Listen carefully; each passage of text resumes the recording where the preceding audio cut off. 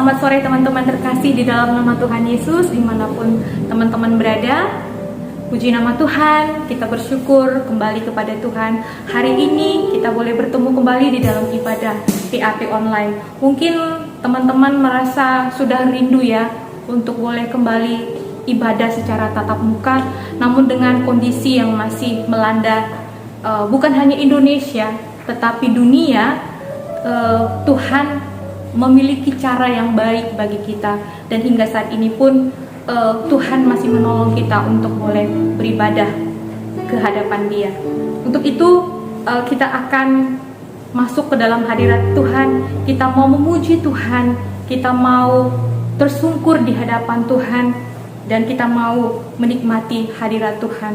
Saya akan membaca firman Tuhan dari Mazmur 51 ayat 9 berkata, "Bersihkanlah aku daripada dosaku dengan hisop, maka aku menjadi tahir. Basuhlah aku, maka aku menjadi lebih putih dari salju. Sembunyikanlah wajahmu terhadap dosaku, hapuskanlah segala kesalahanku. Jadikanlah hatiku tahir ya Allah, dan perbaharuilah batinku dengan roh yang teguh." Hari ini kita mau datang kepada Tuhan, menikmati hadirat Tuhan, namun kita mau untuk diuji, untuk diselidiki batin kita, hati kita. Apakah kita sungguh cinta kepada Tuhan? Apakah kita sungguh rindu untuk datang ke dalam hadirat Tuhan? Dengan penuh kerinduan, saya rindu kita boleh berdoa secara pribadi di hadapan Tuhan. Mari datang kepada Tuhan dengan menyelidiki hati kita, menyelidiki batin kita. Mohon kepada Tuhan agar Ia boleh menguji setiap kita, melihat bagaimana kerinduan kita di hadapan Tuhan.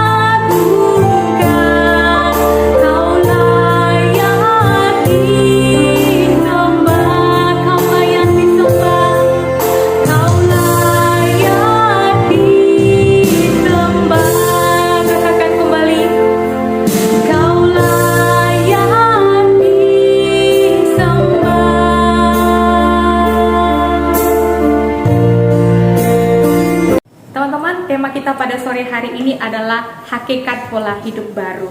Saya percaya kita sebagai orang yang telah ditebus oleh Allah, sebagai orang yang sudah menikmati karunia keselamatan dari Allah, bahwa kita telah diberikan kemenangan untuk melakukan hal-hal yang baik di setiap langkah kita. Ya, seperti pujian yang akan kita naikkan pada sore hari ini adalah seperti dimanapun kami berdiri dan kemanapun kami akan pergi, di situ pasti mujizat terjadi. Untuk itu kita angkat lagu pujian ini dengan penuh sukacita. Katakan, kami yang telah ditebus dengan darah yang kudus, mengangkat pujian hanya bagi nama.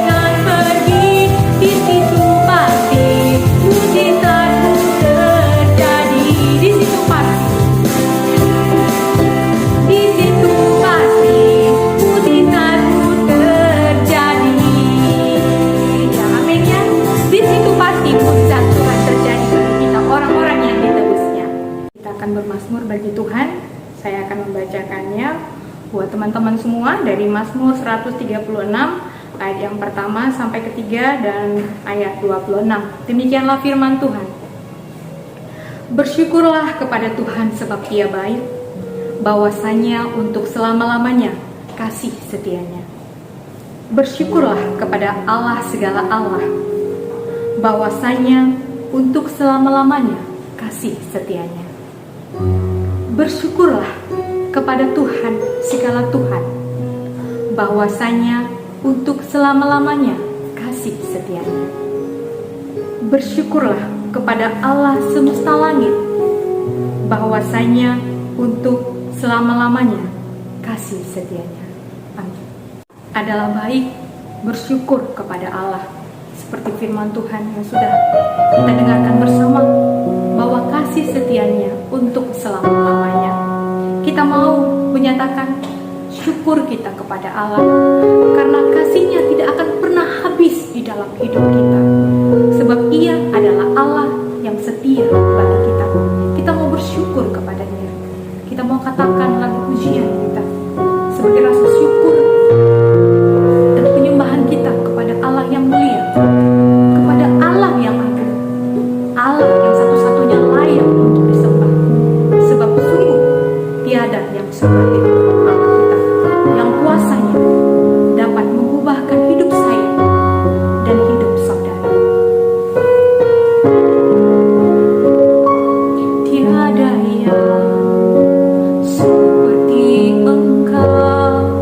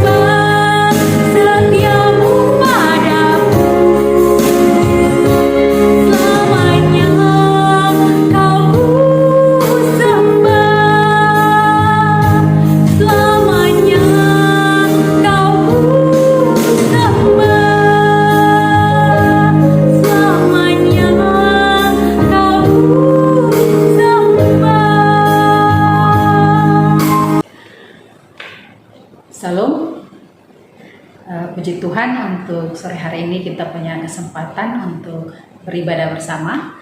Sebelum kita mendengarkan firman Tuhan, mari kita berdoa. Bapa kami di surga, Bapa yang kami muliakan dalam anak-Mu Tuhan Yesus Kristus, terima kasih untuk hari ini Tuhan, karena Engkau Tuhan yang memberi kami kekuatan, juga kesempatan hidup dan bersekutu di hadapan Tuhan. Kami menyerahkan seluruh hidup kami ke hadapan Tuhan, supaya Tuhanlah yang memutuskan kami, memenuhkan kami oleh Tuhan, dan membuat kami mengerti firman Tuhan yang akan kami baca dan kami renungkan. Terpujilah Engkau Tuhan, permulakan diri-Mu dalam ibadah kami pada sore hari ini, dalam pemberitaan firman Tuhan pada sore hari ini. Dalam nama Tuhan Yesus kami berdoa. Amin. Salam bagi kita semua. Hari ini kita akan merenungkan firman Tuhan di bawah tema hakikat hidup baru. Nah, sebelum kita bicarakan mengenai tema ini, pertama-tama saya ingin bertanya, berapa banyak di antara kita yang mengalami atau memperhatikan kehidupan umat Tuhan yang ternyata tidak ada bedanya dengan orang-orang yang tidak mengenal Tuhan. Artinya ketika di gereja, ketika persekutuan, semuanya kelihatan manis, semuanya kelihatannya penuh dengan kemuliaan, sopan, penuh wibawa. Tapi ketika selesai ibadah atau keluar dari gedung gereja atau selesai persekutuan, semuanya menjadi berubah, atau semuanya menjadi kembali ke semula. Artinya perilaku hidup, pola pikir, cara hidup yang dijalani sepertinya tidak pernah mengalami yang namanya hidup baru. Jadi apa yang dilihat, apa yang terlihat di gereja atau di tengah-tengah persekutuan itu hanyalah topeng ya, hanyalah untuk menutupi hidup yang sebenarnya. Nah, tema kita pada hari ini adalah hakikat hidup baru. Nah, apa itu yang dimaksud dengan hakikat hidup baru? Dalam Kamus Bahasa Indonesia memang dijelaskan bahwa hakikat itu mempunyai makna intisari atau dasar dari suatu hal. Nah, karena di sini dikaitkan dengan hidup baru, maka hakikat hidup baru itu bisa didefinisikan adalah intisari atau dasar dari sebuah pola hidup baru. Dalam hal ini adalah hidup manusia baru. Nah, saudara-saudara yang Tuhan Yesus kasihi, hidup baru itu sendiri merupakan akibat dari kelahiran baru yang dikerjakan oleh Roh Kudus yang memberi status baru kepada manusia. Artinya manusia yang berdosa dilahirkan bukan oleh Tuhan atau Roh Kudus, sehingga status dia yang awalnya adalah manusia lama tidak lagi menjadi manusia lama, tetapi dia dikatakan manusia baru oleh karena proses dilahirbarukan oleh Roh Kudus itu sendiri. Untuk lebih jelasnya memahami hal ini, mari kita baca firman Tuhan dari Efesus pasal yang keempat ayat 17 sampai 32. Demikian firman Tuhan. Sebab itu kukatakan dan kutegaskan ini kepadamu di dalam Tuhan, jangan hidup lagi sama seperti orang-orang yang tidak mengenal Allah, dengan pikirannya yang sia-sia dan pengertiannya yang gelap, jauh dari hidup persekutuan dengan Allah, karena kebodohan yang ada di dalam mereka dan karena kedegilan hati mereka. Perasaan mereka telah tumpul sehingga mereka menyerahkan kepada hawa nafsu dan mengerjakan dengan serakah segala macam pencemaran. Tetapi kamu bukan demikian.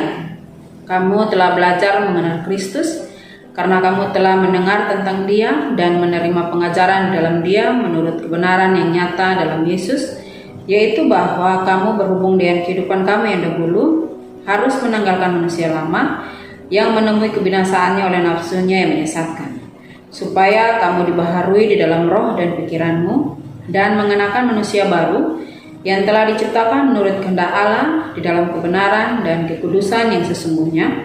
Karena itu buanglah dusta dan berkatalah benar seorang kepada yang lain, karena kita adalah sesama anggota.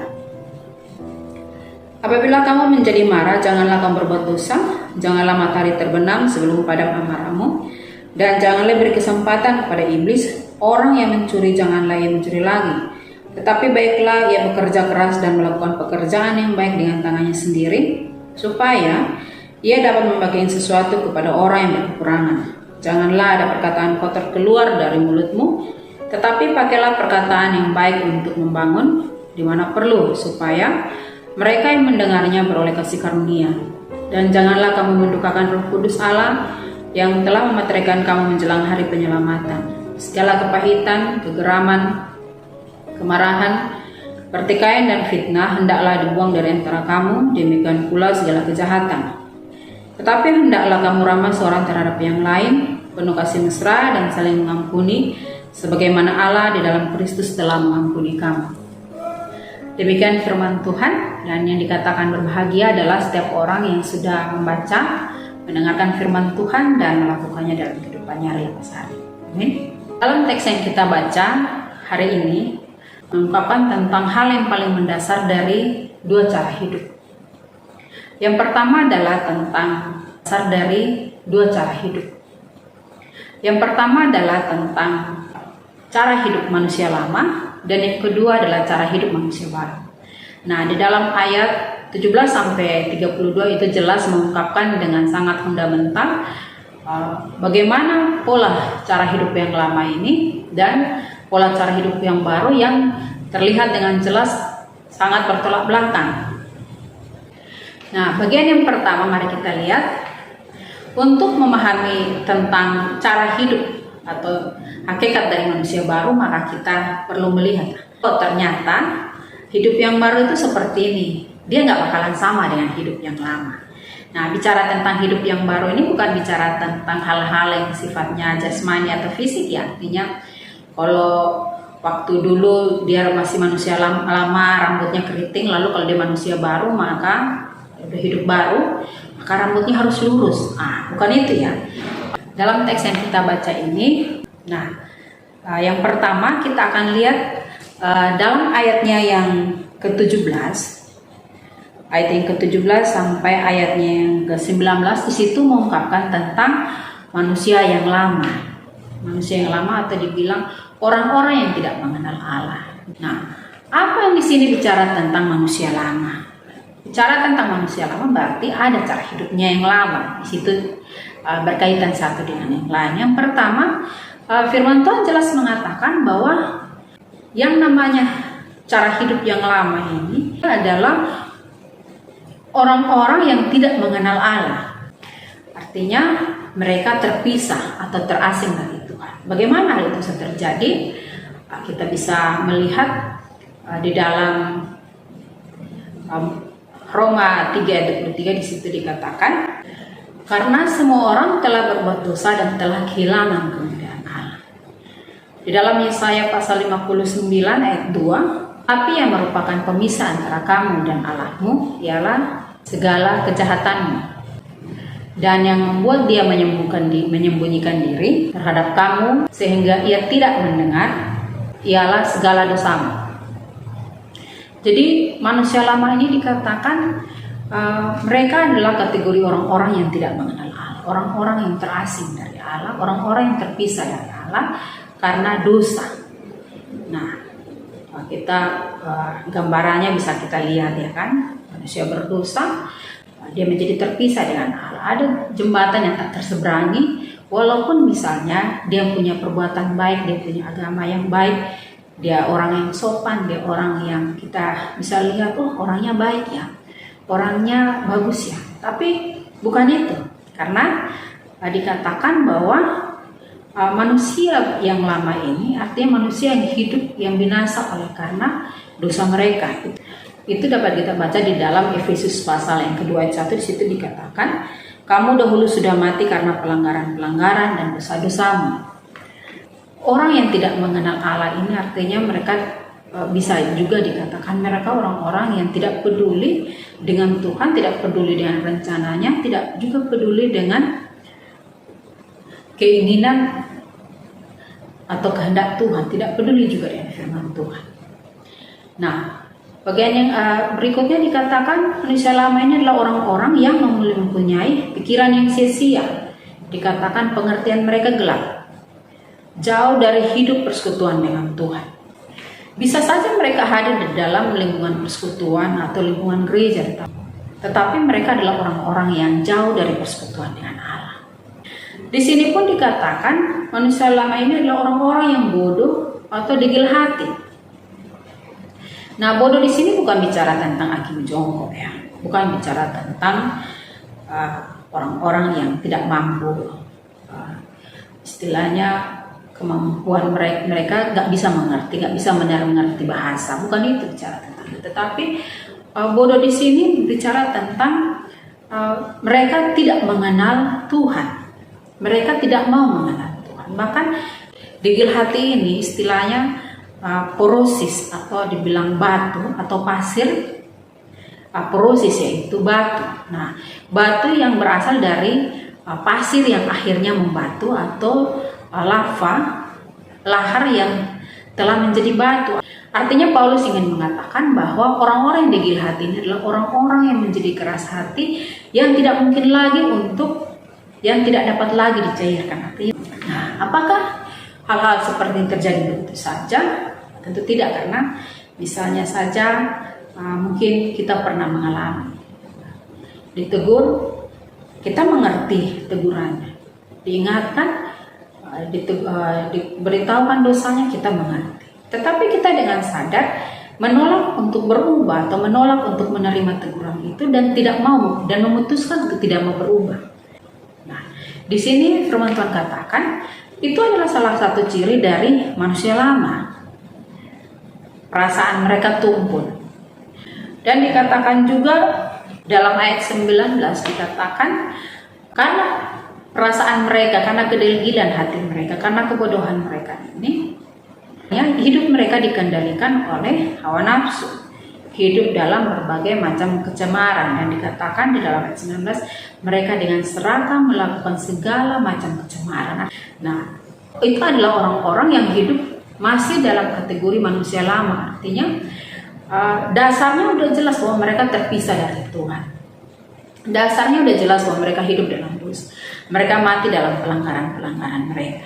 Teolog sekalipun, jika dia hidup di dalam dosa, jika dia tidak percaya kepada Kristus, maka dia tetap saja adalah seorang manusia lama. Dia mungkin berpakaiannya bagus, dia mungkin kelihatannya dihormati, tetapi itu tidak bisa membuat dia menjadi benar di hadapan Tuhan. Karena apa? Dasar atau hakikat dari sebuah kehidupan yang baru adalah berdasar kepada Kristus.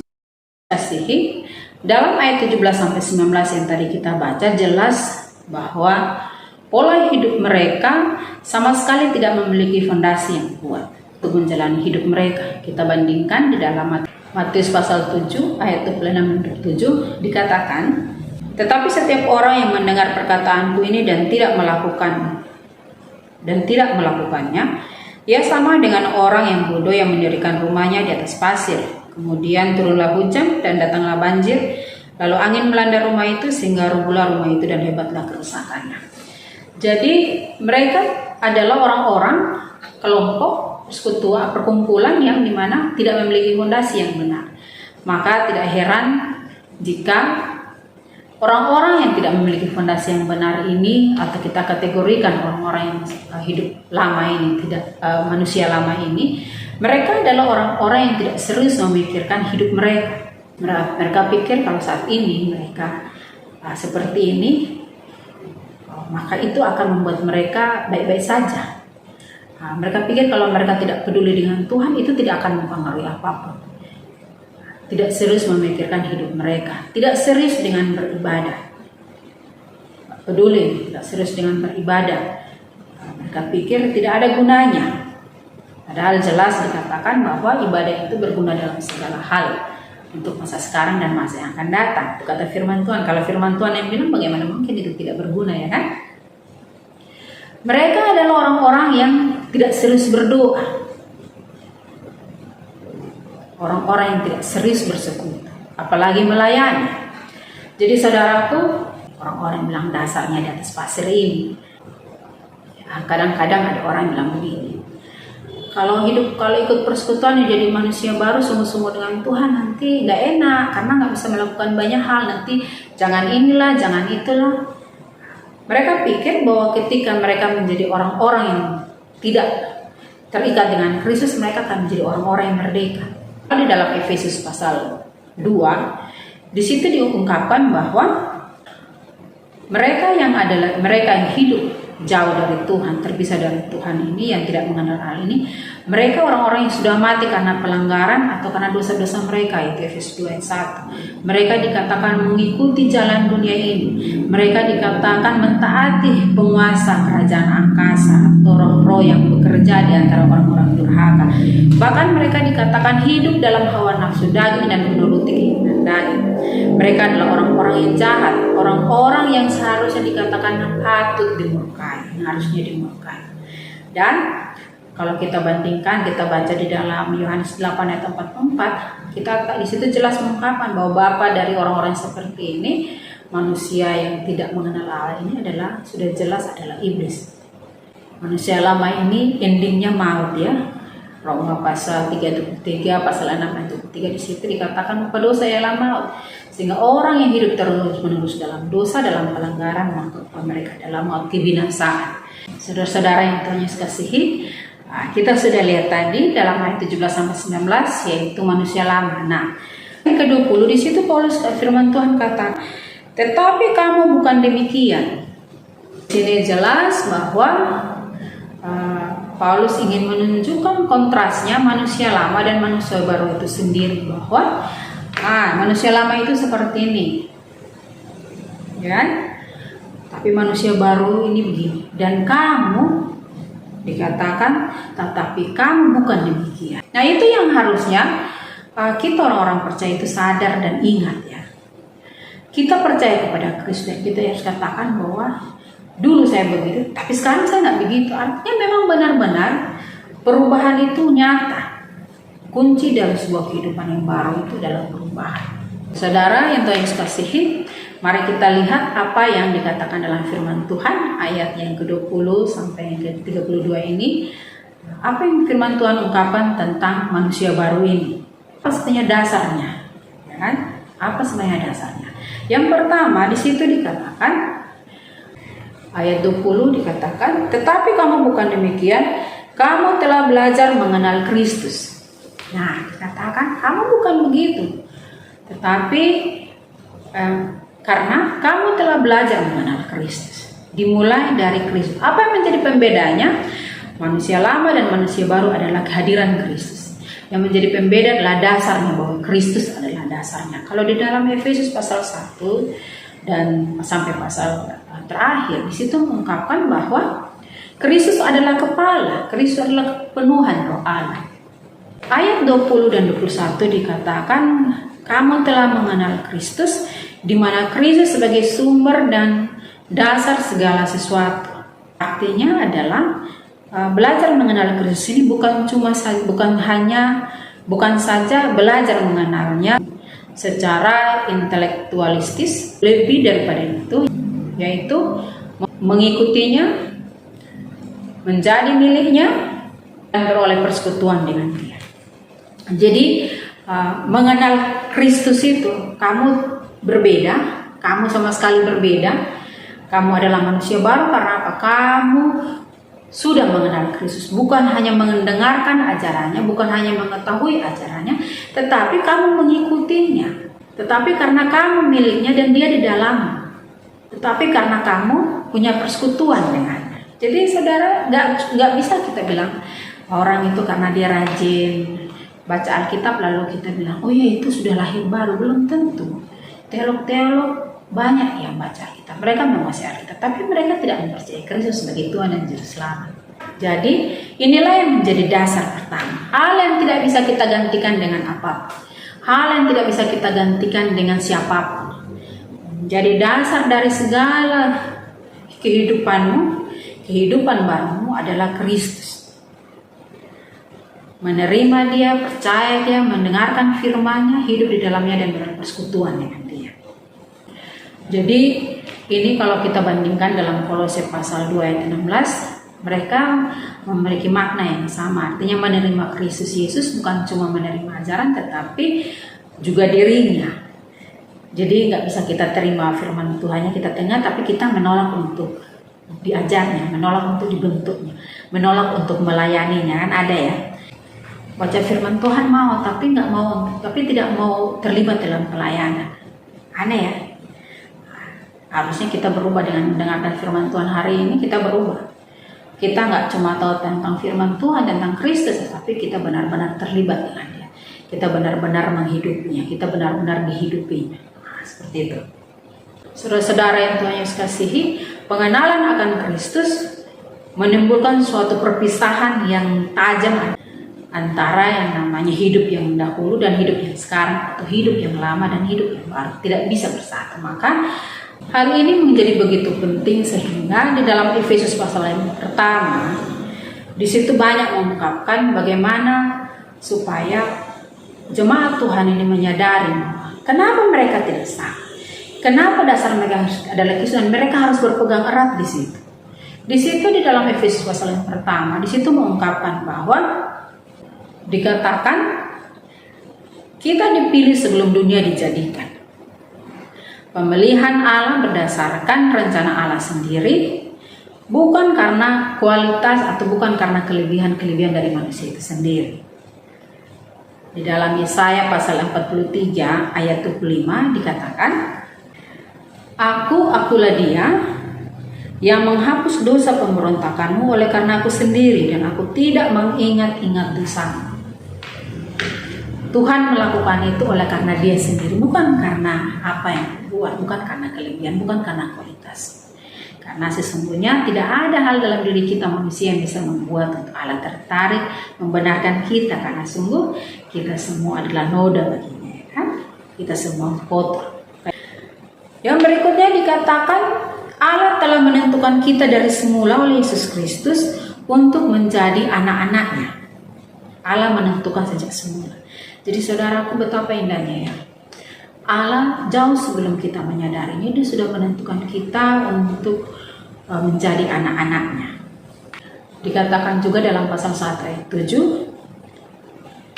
bahwa Allah tidak hanya memilih kita, tidak hanya menentukan kita dari semula, tetapi Ia juga telah membeli kita dengan darah Kristus. Dikatakan dalam ayat yang 7, sebab di dalam Dia dan oleh darahnya kita beroleh penebusan, yaitu pengampunan dosa menurut kekayaan kasih karunia. Jadi sempurna yang Tuhan buat.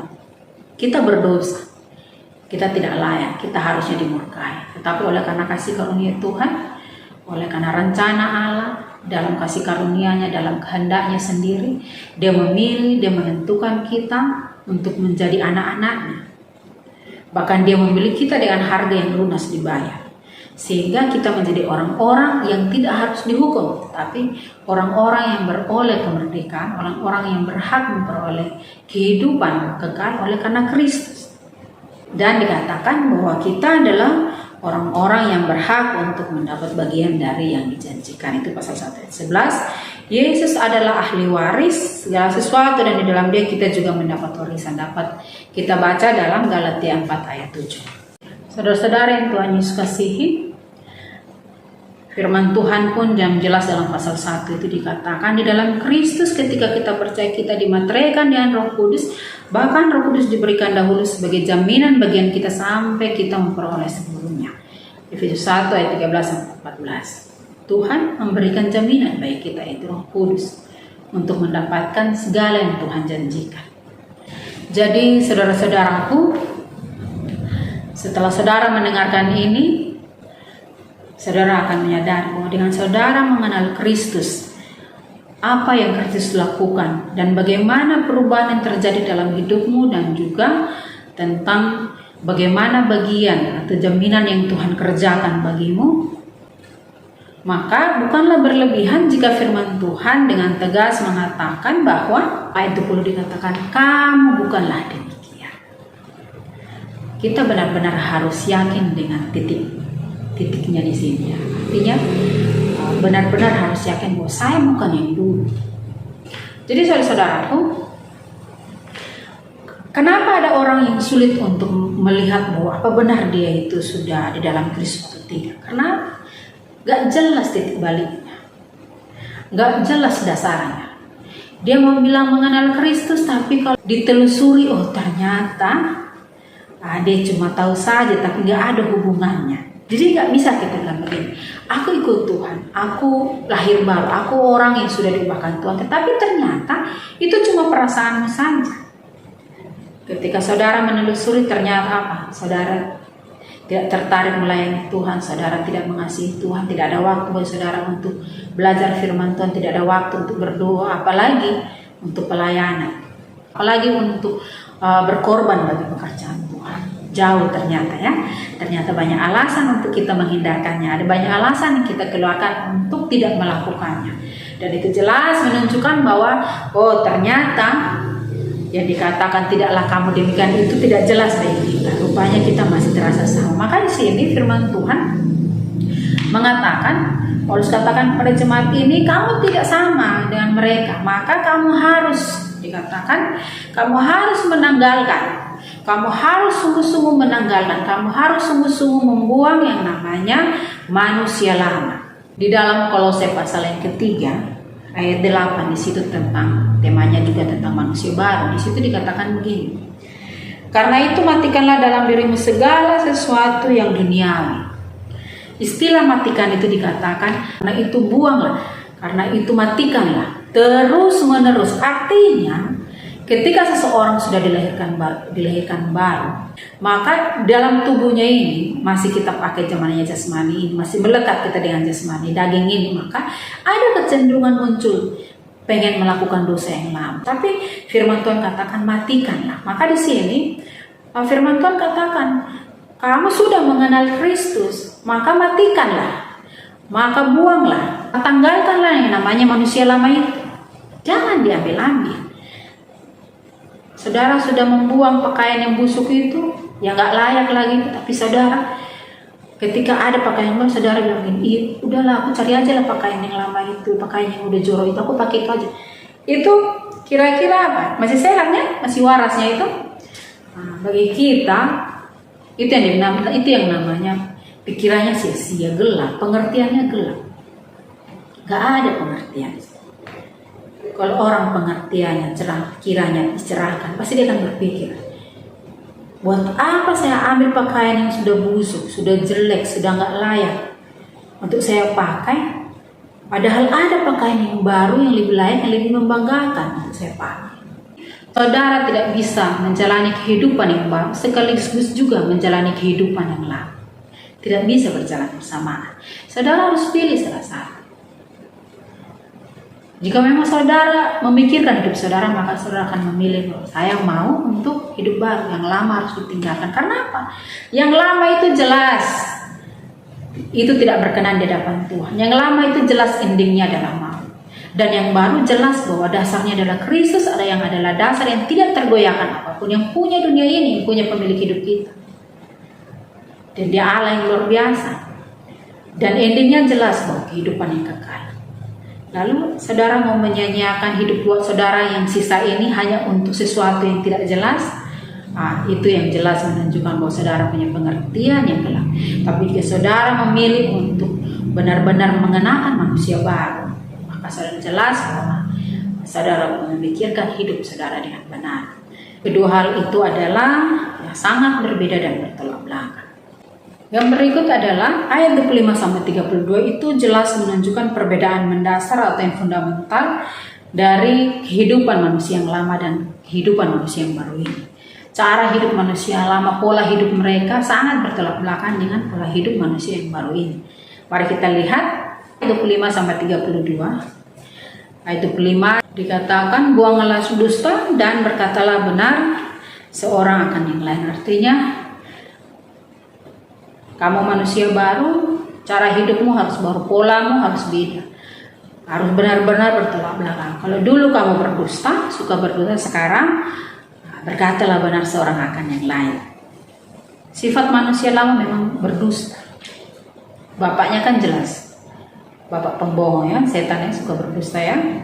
Sifat manusia lama itu adalah tidak jujur terhadap sesamanya. Tidak jujur bisa dengan diri sendiri, apalagi orang lain. Ayat 26 dan 27 dikatakan, apabila marah, jangan berbuat dosa dan jangan beri kesempatan kepada iblis. Jadi beda. Firman Tuhan bukan bilang begini, jangan marah ya. Tidak, tapi Tuhan bilang, kalau kamu marah, jangan beri kesempatan kepada iblis, jangan berbuat dosa dalam kemarahan. Ayat 28 dikatakan, jangan mencuri lagi, tetapi sebaliknya bekerja keraslah. Ada jalan keluarnya ya. Jangan mencuri, tapi bekerja. Kalau kamu inginkan sesuatu, bekerjalah dengan cara yang halal, dengan cara yang terhormat untuk mendapatkannya. Karena orang yang tidak mengenal Kristus, dia akan berusaha mendapatkan segala sesuatu dengan cara yang walaupun itu kejahatannya. Ayat 29 dikatakan, jangan ada perkataan kotor, pakailah perkataan baik untuk membangun. Nah, dalam pergaulan mereka sebagai manusia baru, buanglah atau jangan kita mengenakan perkataan, jangan kita mengenakan perkataan yang tidak membangun, atau kita bisa dengan kata-kata kita merusak hidup orang lain ya. Tetapi mari kita pergunakan perkataan yang mendatangkan kebaikan bagi orang lain. Jadi saudaraku, mari kita sama-sama belajar untuk ini dan berusaha untuk bersikap dengan benar, punya cara hidup yang benar dalam hal perkataan ini.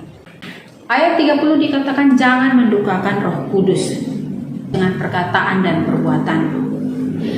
Dalam suatu persekutuan, suatu pertemuan kelompok, saya bertanya kepada seorang perempuan, seorang remaja, apakah ada hal dalam dirimu yang jika tentang hal itu engkau tidak mau melibatkan Tuhan atau tidak bertanya kepada Tuhan? Dikatakan, kalau soal memakai pakaian atau jalan-jalan dengan teman, aku nggak nanya sama Tuhan, aku nggak berdoa lagi, aku nggak bertanya apakah Tuhan senang atau enggak.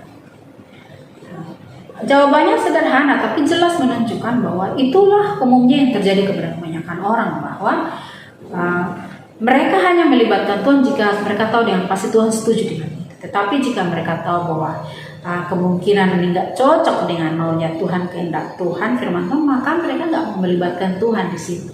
Nah, Tuhan bilang jangan mendukakan Tuhan, baik itu dengan perkataanmu maupun dengan perbuatanmu. Ayat 31 dikatakan, buanglah kepahitan, kegeraman, kemarahan, pertikaian dan fitnah. Hendaklah dibuang dari antara kamu, demikian pula segala kejahatan. Jadi saudara-saudaraku, kepahitan, kegeraman, kemarahan, pertikaian dan fitnah itu kakak beradik. Dalam sebuah penafsiran tuh dikatakan awalnya itu kepahitan, di dalam hati sudah tidak enak, pahit, udah nggak suka, nggak bahagia melihat itu, nggak bahagia dengan situasi, nggak bahagia dengan orang itu. Lalu kepahitan itu karena dia terus bertahan, akhirnya dia naik ke tingkat yang lebih, yaitu kegeraman, tingkat dia kepada kemarahan. Nah, lalu sampai dia ke pertikaian. Nah, pertikaian ini dibilang gaduh.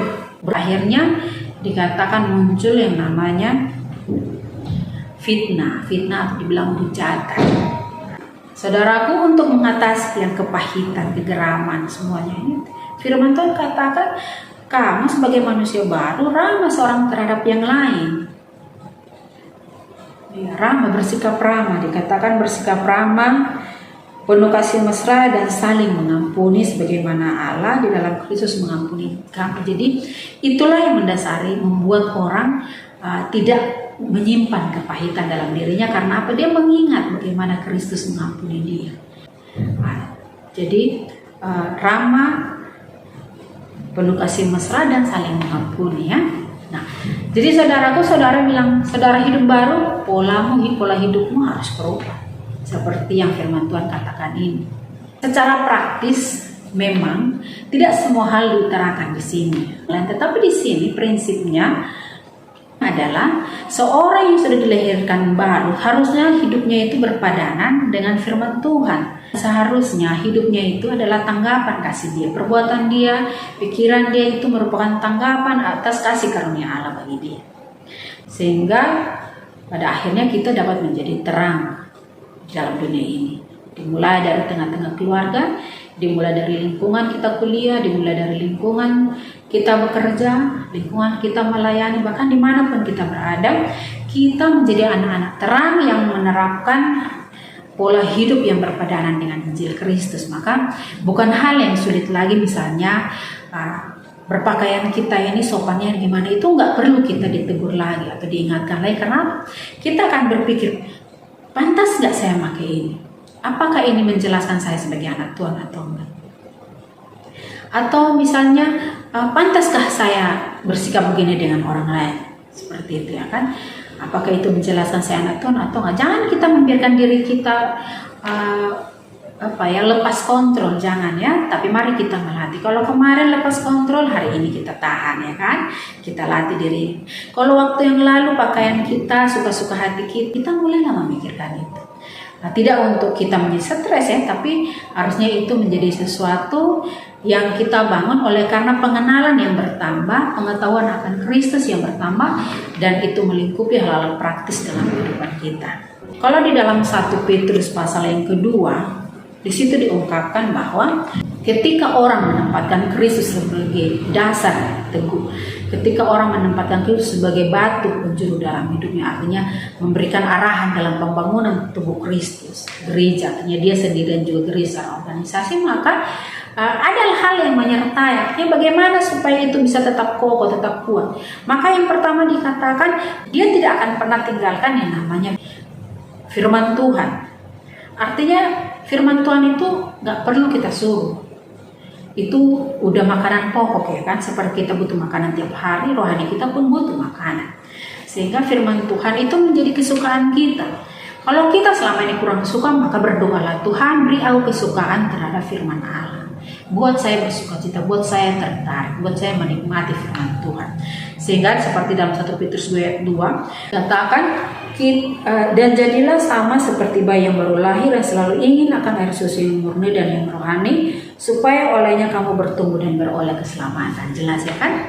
Kalau mau bertumbuh beroleh keselamatan, artinya dapat melakukan apa yang Tuhan mau, maka firman Allah benar-benar harus menjadi kebutuhan kita. Yang kedua adalah hidup dalam persekutuan, itu dalam 1 Petrus 2 ayat 4 dan 5. Di situ pun dikatakan hidup dalam persekutuan, hidup di dalam kehidupan doa ya. Saya bacakan, dan datanglah kepadanya batu yang hidup itu, yang memang dibuang oleh manusia, tetapi yang dipilih dan dihormati di hadirat Allah. Dan biarlah kamu juga dipergunakan sebagai batu hidup untuk pembangunan suatu rumah rohani, bagi suatu imamat kudus untuk mempersembahkan persembahan rohani yang karena Yesus Kristus berkenan kepada Allah. Artinya gini, kita harus memberi diri kita untuk hidup dalam persekutuan, memberi diri kita untuk terlibat dalam pelayanan. Artinya kita harus bangun kehidupan doa kita. Saudara nggak bisa bertahan dalam hidup saudara jika saudara tidak hidup dalam persekutuan, jika firman Allah tidak menjadi kebutuhan, jika saudara tidak ada kehidupan doa di dalam hidup saudara. Bagian yang terakhir dikatakan, beritakan perbuatan besar Allah yang Allah lakukan. Apa yang saudara alami, saudara harus beritakan. Itu dalam 1 Petrus 2 ayat 9-nya.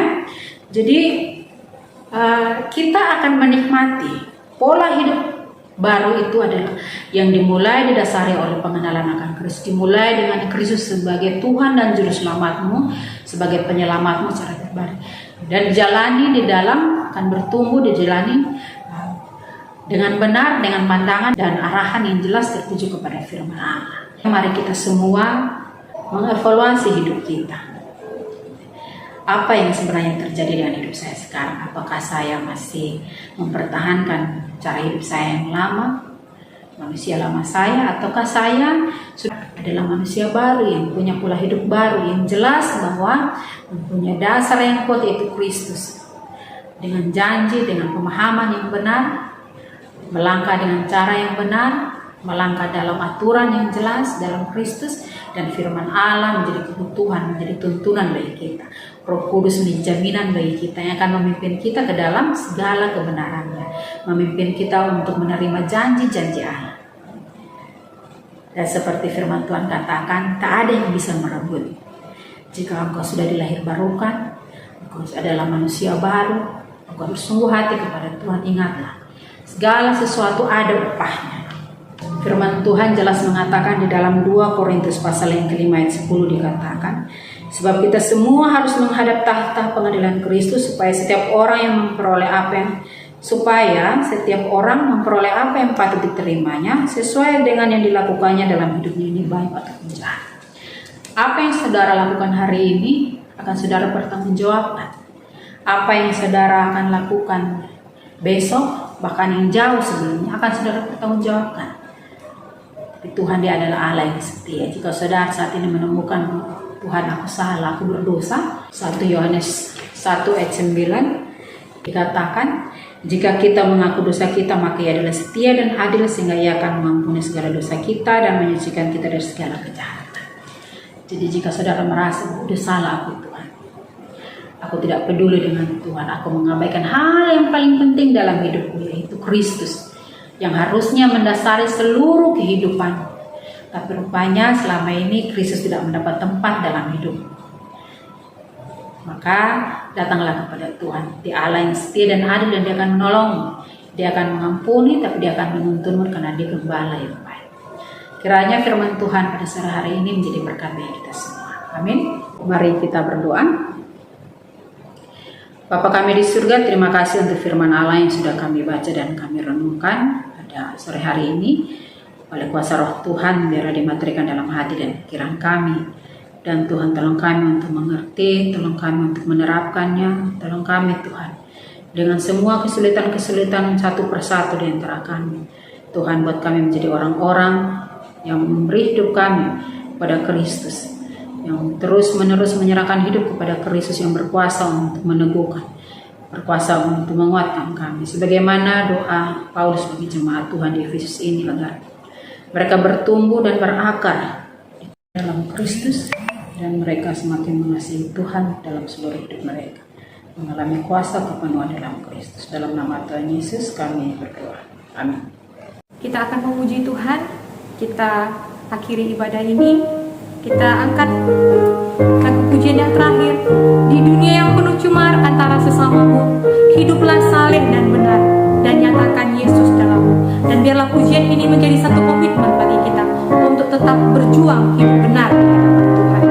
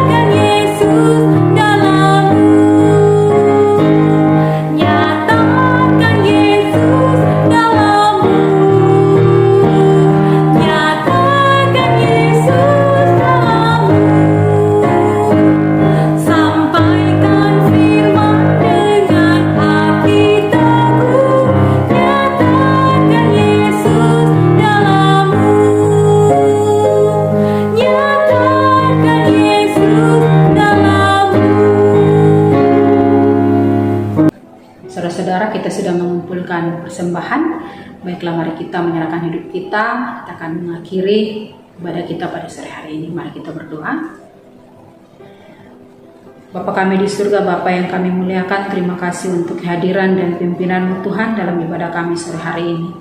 Kami sungguh menyerahkan hidup kami ke dalam tangan Tuhan yang hidup, yang berkuasa memelihara kami masing-masing. Ya Tuhan, berkatilah kami semua, baik yang bekerja, baik yang masih kuliah, baik yang sudah menikah, berkati keluarga masing-masing, berkati juga pekerjaan dan pelayanan kami. Bagi saudara-saudaraku yang merindukan pasangan hidup, Tuhan karuniakanlah bagi mereka pasangan hidup, bagi mereka yang sepadan dengan mereka. Bagi mereka yang merindukan anak dalam keluarga, Tuhan karuniakanlah anak bagi mereka. Dan Tuhan Yesus, kami sungguh menyerahkan hidup kami. Biarlah Tuhan memberkati kehidupan kami, masa depan kami, bukan kerinduan-kerinduan kami. Kami taruhkan di dalam tangan Tuhan yang hidup, yang berkuasa untuk melakukan rencana dengan sempurna sesuai dengan tujuan Allah bagi kami. Terima kasih ya Tuhan. Biarlah Tuhan Yesus hidup kami menyenangkan Tuhan, menjadi berkat dimanapun kami berada. Kami akan melanjutkan kehidupan kami, maka biarlah Tuhan Yesus, berkat Allah Bapa, berkat Allah Anak Tuhan Yesus Kristus dan penyertaan Roh Allah yang kudus akan menyertai kami semua dari sekarang sampai Maranatha Tuhan Yesus datang kembali. Amin. Bapa, terima kasih.